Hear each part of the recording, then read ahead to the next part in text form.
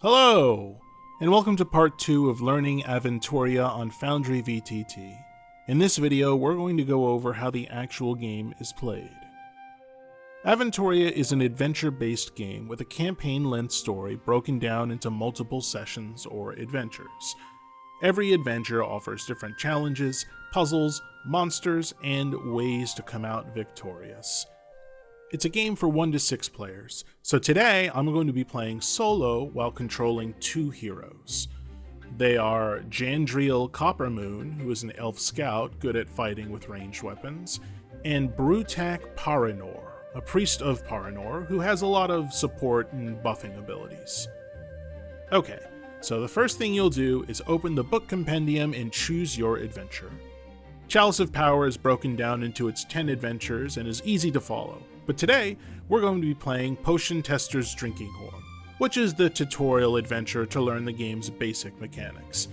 As you go through Chalice of Power and learn the rules, more mechanics are slowly introduced to give the game even further depth and choice. So we've completed setup, that means we can jump right into the start of the adventure. Following the book, players can take turns reading aloud the adventure text in their most dramatic voices. Dice rolls in Aventuria are not reserved only for combat encounters. Every character has a skill card that lists their scores in each of the game's 8 skills. Unlike many other D20-based role-playing games, the goal in Aventuria is to roll under your skill or combat score. Using the roll test macro from our hotbar, we can roll Jandriel's survival test and see the result. Success! An 8 is under his survival score of 14, so he succeeds and there's no game effects as per the prompt. Let's do the same for Brutak here.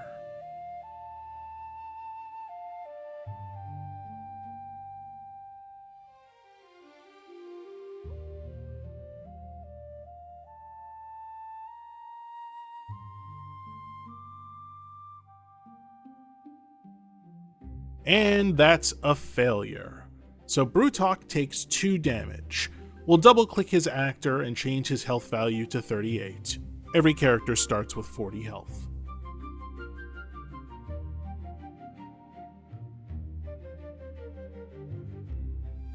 We then move to the next prompt, where a decision has to be made.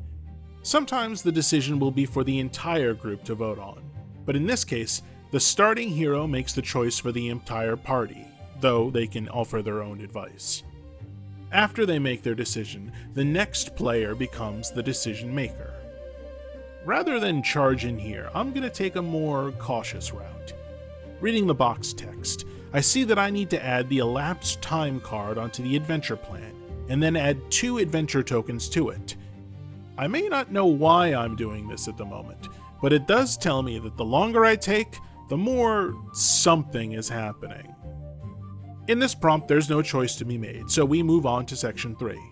From there, I'll do some searching for this pesky drinking horn. Ah, looks like a fate check is being called for. That's easy enough to resolve.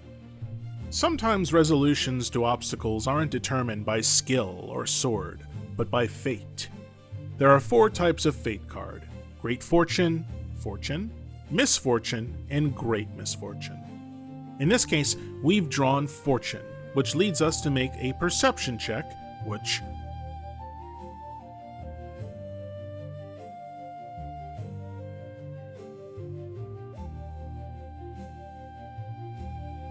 we succeed on, so we move on to the next room as per the prompt. And we've got another choice to make, and you know I want to investigate those chests. Oh boy, so another adventure token is being added to elapsed time. Again, don't know what this means, but I don't like it. Once again, we're drawing fortune, and once again, we're getting fortune. This time, our success leads us to find a fate point. Fate points are a resource that we can spend to re-roll any test results, or expend as an endurance point to activate abilities. Unlike other endurance points, fate points are gone once they're activated. And there it goes. Okay. Following the text further, we find ourselves in a combat. And now we know what those adventure tokens on the elapsed time card did. The longer we took, the more goblins we'll have to fight. Luckily, with only 2 heroes, we only have to face 2 henchmen. Aventuria often balances itself by the number of heroes in the game. As we see later, this usually impacts things like monster health or number of actions they can take in a round. And in fact, that's a major aspect of how henchmen work. This bottom number with the D20 icon shows how many times this henchman can act in a round.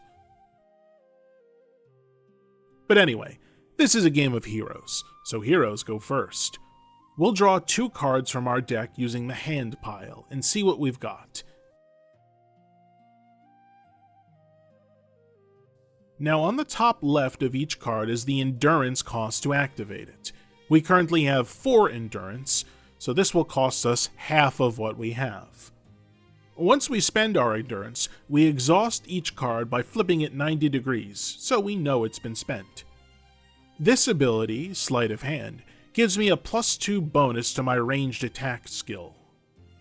I'm also going to be using Jandriel's throwing knife ability, which means I'll spend an additional endurance point.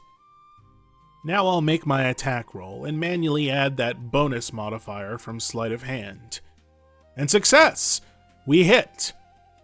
We'll go down here to the roll damage macro, and we can see that we did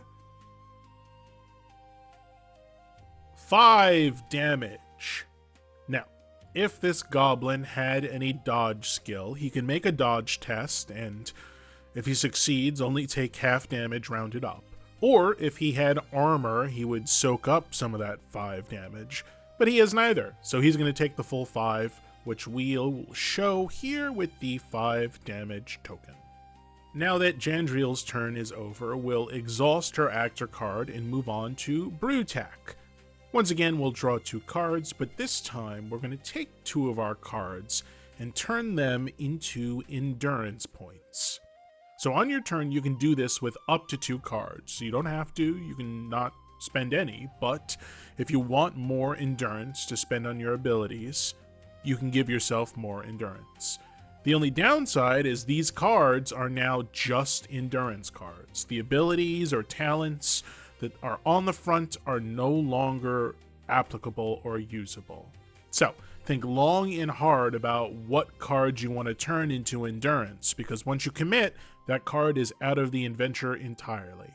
So in addition to our standard actions and our card actions, often in Aventuria there will be an encounter-specific action that heroes can take. For this adventure, since we're looking for a drinking horn, that's what this action is. Look further for the horn. Every hero can take this ability, but only once per turn, and it costs 1 endurance point. To succeed here, they must pass a perception test, and it will remove 1 of the 4 adventure tokens.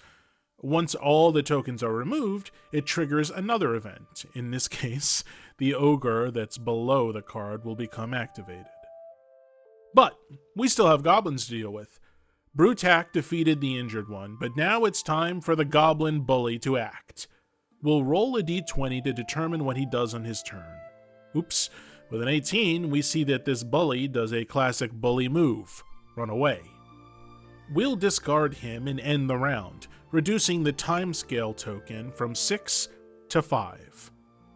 Speaking of which, the timescale card changes aspects of the fight as it continues to grow longer. In this case, henchmen will continue to enter the battle for the next 3 rounds. Yikes. Okay, let's say that our heroes really hone in on that hero action, and are able to complete it quickly before taking too much damage, removing all 4 adventure tokens. Well, ta-da! That means that our friend Achrech the Ogre pops out. Unlike our puny henchman, Achrech has scaling health, and his number of actions are dependent on how many heroes are in the party. So in this case, he'll have 10 health, and on his turn gets to act twice. In a party of 2, that's not so scary. But if you have 6 heroes, Achrech can do a lot of damage on his turn. Continuing on, Jandriel is going to throw a knife at Achrech and hit. He does 6 damage, but Auric has 5 in the dodge skill. He can make a dodge test, and if he succeeds, it will only do half damage, but he fails. But Auric also has 3 armor, which reduces the damage by 3. Thus, he only takes 3 damage total, which we'll show by placing the damage tokens. The battle continues, and our heroes eventually defeat the ogre and read aloud the final bit of adventure text. Hooray! We've gone over all the basic mechanics of Aventuria. But as I mentioned before, as you continue through the main campaign, the Chalice of Power, new mechanics will be slowly introduced to further expand the rules of the game. But having watched all of this video, like I know you did, you'll know what you're doing when you fire up Aventuria on Foundry VTT. Good luck, heroes!